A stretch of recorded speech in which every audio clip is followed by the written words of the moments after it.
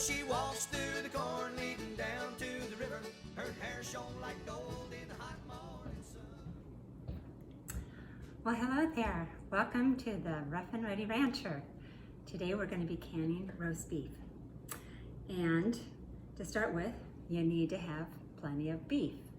And I had my daughter pick up quite a bit of roast beef, and there was a big sale on it while I was out of town, and she got me, I think it was cross rib roast and London broil. A lot of the tougher meats I usually can because they just break down so nicely after they've been canned, and you don't even know that they're a cheaper cut. Okay, so I freeze it all, and when I'm ready to start canning, one of the first things I do is take the frozen meat out, take it out of the wrappers, and I start semi-thawing this meat out. And once it gets to be about half frozen, it's about the perfect size or the perfect type to start cutting it up into chunks such as this size right here, kind of like stew meat size. But you don't want it too small, and you don't want it too big because you're going to be putting it in jars. Now it's just my husband and I, so we're using pints. But if you have a larger family, you might want to go with a quart jar. If you're starting with a quart jar, you're going to want to add a full teaspoon of salt for every jar that you can of meat. Okay, so we've got the meat thawing, and my husband's already cut this up for me. Wasn't he nice? And I was cleaning all my jars in the dishwasher, and I pull them out, and they're nice and warm, and I put this raw meat in it. But before I put the raw meat in it, I'm taking some salt. This is how I store my salt. And putting my salt in the jar, just like that. And then I start packing it with meat. And I just want to make sure I can put it all in there, nice and even, so that we can fill it up and compress it as much as we can. And I just kind of put some in the little corners and push it down in until it gets to be completely full.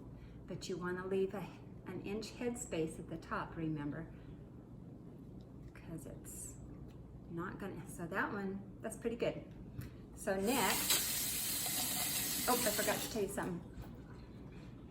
Before I even do any of this, because my jars are warm, is I got my canning pot right here, and I've put the amount of water that my handy dooley little book says to put in it, and this pressure canner requires 2 quarts of water. My other one that is bigger requires 3 quarts of water in it when we're canning meat. So I've got that water that's in there on simmer, because you want that water to be warm when you put your jars in, because they're kind of warm because we're going to put hot water in it. In the meantime, I've got my lids and my rings over here. I don't know if you can see. This is my little crock pot. I love using my crock pot. Someone gave me that idea, and I thought, oh, that's so much easier because I can put it off to the side and it won't even be on my burner. So we've got the crock pot, and I did that before I even started doing all this. So my lids and rings, they're nice and warm, and the water in the crock pot or in the canner pot, it's all ready. Okay, so now we've got the salt and the meat in the jar, and now we're going to fill it with hot tap water. Now your book will tell you to use boiling water. Well, you can follow your book, or you can be lazy like me, and I just use hot tap water. I get as hot as I can. And then I fill up the jar just to the bottom of this little ring right here. Get it good and hot. And then I slow it down. And I go all the way around the outside ring with that water, so it cleans out the ring a little bit. And then I'm going to need, I thought I had everything here. I'm going to take my knife, and you're going to put it all along the outside and squeeze in all the way around the inside of that jar to get all the air bubbles out. And if you notice, when you do that, your water drops because you're filling in the holes. So I've got to add a little more water.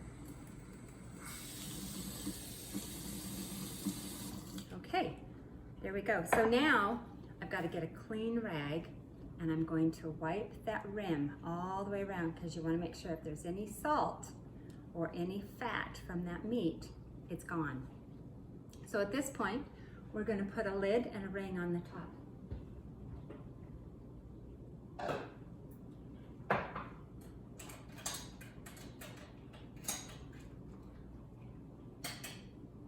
So my lid and rings are nice and hot. It's full of water over here, so they can be. And then I screw my lid on, and I don't want it too tight. I actually did it too tight, so you just want it snug. And I'm not sure why that is. Someone scientific can tell you the real reason. And then I take it with 7 more. My pot will hold 7 of those jars where they're not putting too much pressure on each other. There's 7 in this pot. My other one will hold up to 8. So once you've got all of them in here, you lower your rack into the bottom, and you put the lid on. And if you notice, there's 2 kinds of pressure canners. There is the dial kind, which is what this is. It has a dial right here. And then there's the weight. There's a weight that's a little thing that you take off the top, and it's like a weight, a piece of weight, but it has the different numbers on it, so you know which part of the weight gives you so much pounds of pressure. Now your book that goes with your canner is going to give you a canning chart for meat, and it's going to let you know how many pounds of pressure for roast beef, let's say, and how many minutes to process it. And so mine tells me I need 15 pounds of pressure. So on my dial here, after it's already warm in there, so I've got my petcock open. Now you may not have one that's like mine, but you just follow your directions in your book. I turn up the heat all the way to high, and I let so much air escape out of my pressure canner for 9 minutes, 9 to 10 minutes. And after that happens, then, and I measure the time on that, then I squeeze down the petcock. Now on your pressure canner, it'll be different possibly if you have the weight kind. And the weight kind will give you a jiggling sound, and you have to kind of, let you know whether to raise the temperature on the canner pot or lower it. Whereas on this kind, my dial right here tells me how much pounds of pressure it's reaching. And with this dial kind, I wait until that little arrow goes all the way to 15.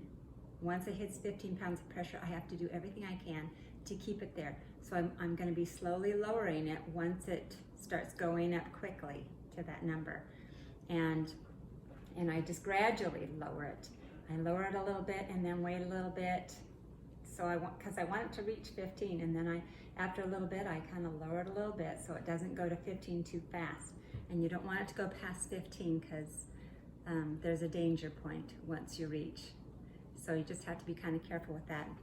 And I used to be really afraid of pressure canners, but after someone taught me how to do it, it was no problem at all. I wasn't nervous. So, but you have to keep an eye on it. You can't just walk away and do your chores. So you have to kind of stay in the room and just, every minute, just be checking it, because it could be going up too fast. And I'm always turning it up or turning it down just to keep it right there at 15 pounds of pressure.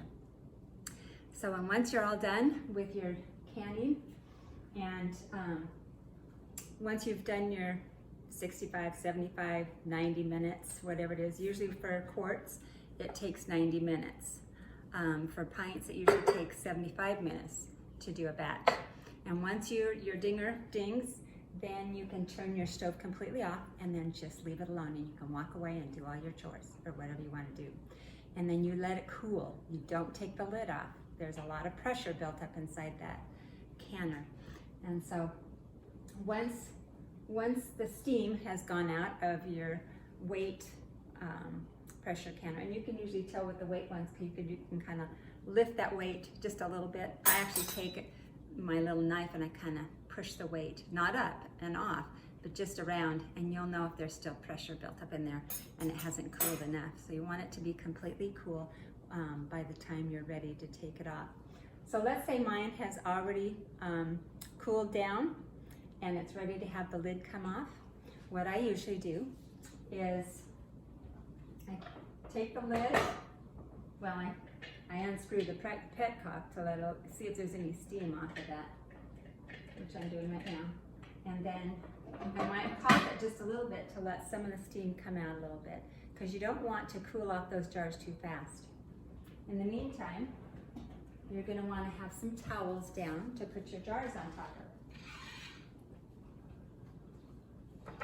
And then you're going to want some other towels to cover them up, because you want to keep them warm still, because they're just in their infancy stage of sealing. And if you cool them off too fast, the seal will not take place. It's almost like as it gradually cools, that lid just starts sucking down in and makes a perfect seal. It's wonderful. Okay, so I've let the steam come out a little bit. Now I'm going to take the lid off, and that's when I put a towel over the top. Then if there's any steam, it still stays warm in there. And I might put that there for maybe 2 minutes is all. And after the 2 minutes is up, then I'll take it off. And then I use my handy duty little lifter. And one by one, I take my meat out and I put it on top of my towel, and I'm covering them at the same time. And just take one at a time and put it on there and keep them covered up and keep them nice and warm. And then I don't even put them away until the next morning. Sometimes you have to wash the outside of your jar if any fat or grease got on the outside of the jars. But then put it in a nice, dark, cool, dry place. So I forgot to tell you what I use my canned beef for. I mean, it's kind of endless. You can put it in tacos, you can put it in casseroles, you can make a meat and a gravy.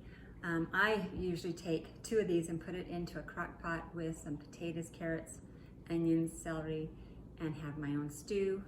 And it's kind of a quick stew that way. Gosh, what else do I do roast beef with? And with turkey, I do, similar things too. I love to make enchiladas with my turkey, and I love to make chicken salad sandwiches where I'll put some grapes and celery, onion, pecans, some mayonnaise, and oh, it's just delightful. Anyways, there you have it.